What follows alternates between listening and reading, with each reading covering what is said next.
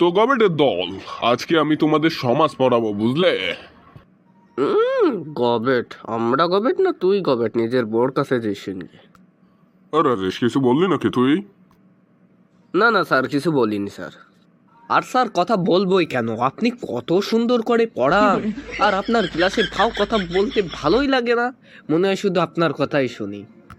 তাই নাকি বাবা? এইভাবে তুমি আমাকেই অনুসরণ করো, দেখবে জীবনে অনেক বড় হতে পারবে।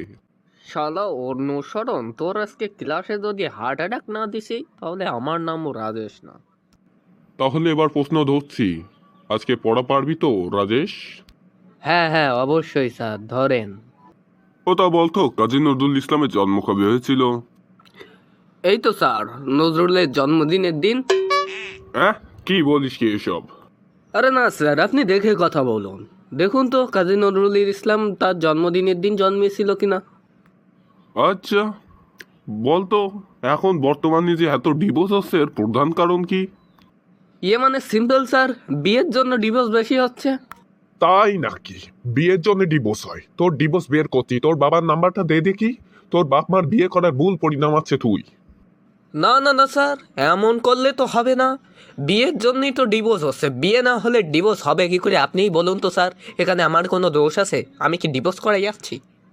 শালা সব প্রশ্নেরই উত্তর ভুল দিচ্ছে, কিন্তু আমি প্রমাণ করাতে পারছি না। এর কাছে হারলে চলবে না, এর একটু ভয় দেখাতে হবে, এর পড়াশোনার চাপ দিতে হবে, তাহলে এর ঠিক হবে। সমস্যা? বাবা একটু ভালো করে পড়াশোনা করো, না হলে তোমার ভবিষ্যৎ অন্ধকার। আরে স্যার, বারবার পড়াশোনা করার কথা বলেন কেন?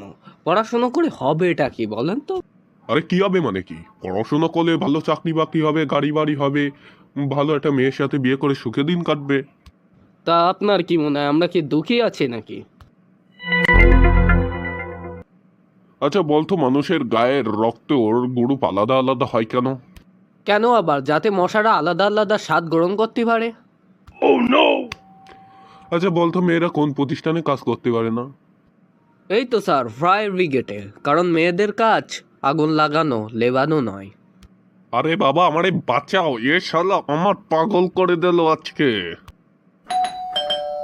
ওই ঘন্টা পড়লো, আমার ক্লাস শেষ, আমি যাই, এবার তুই থাক। তো বাচ্চারা, আজকে আমি তোমাদের অঙ্ক ক্লাস নেব। আশা করি সব প্রশ্নের উত্তর দিতে পারবে। হ্যাঁ ম্যাডাম, পারবো না ম্যাডাম? অবশ্যই পারবো, আপনি ধরুনই না।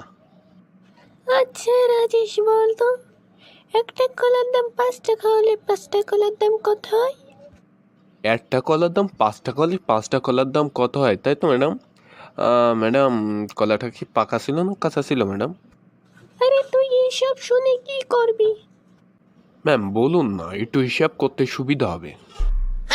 নে, তাহলে কলাটা ধর পাকা ছিল। আচ্ছা ম্যাডাম, কলাটা কোন জাতের ছিল? আরে তুই এসব শুনে কি করবি? তোকে কলাটা কিনতে বলা হয়নি, কলাটার দাম বলতে বলা আছে। তুই শুধু কলাটার দাম বল। নে, তাও তোকে বললাম কলাটা সবরি কলা ছিল। তাহলে সবরি কলার একটা কলার দাম 5 টাকা হলে 5টা কলার দাম কত, তাই তো? তাহলে দু দুখানে 4। হ্যাঁ ম্যাডাম, তাহলে কলাটার দাম 20 টাকা। শালা কাদার বাচ্চা, এত কিছু শুনে দাম বললে তো বললে সেটাও বল। একটা কলার দাম 5 টাকা হলে 5টা কলার দাম 20 টাকা হয়, 25 টাকা হয়, এটাও জানে না। ম্যাডাম, আমরা পাক্কা বাঙালি, তাই আমরা সবসময় সব জিনিসের দাম কমাতে উস্তাদ। তাই আমি দরদাম করে 5 টাকা কমিয়ে এনেছি, আপনার মতন গবেট না তো। শালা তোর জীবনে কিচ্ছু হবে না, বদমাইশ হচ্ছে দিন দিন। তুই জীবনে কোনোদিন ভালো কাজ করেছিস? হ্যাঁ ম্যাডাম, করেছি তো। তা কি বলতো শুনি? তো একদিন হয়েছে কি ম্যাডাম, একটা বৃদ্ধ লোক আস্তে আস্তে রাস্তা দিয়ে যাচ্ছিল, তো আমি ওর পিছনে কুত্তা তাড়িয়ে দিলাম, এবারও তাড়াতাড়ি বাড়ি গেল। তো তুই তো আজকে একটা প্রশ্নেরই উত্তর দিতে পারলি না।